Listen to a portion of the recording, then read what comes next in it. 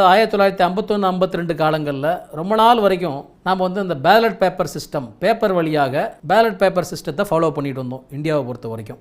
ஒரு காலகட்டத்திற்கு அப்புறமா எலக்ட்ரானிக் ஓட்டிங் மெஷின், ஏன் எலக்ட்ரானிக் ஓட்டிங் மெஷினை கொண்டு வந்தோம், அதனோட மெயின் காரணம் என்ன அப்படின்னு பார்த்தீங்கன்னா, it is a largest populated country.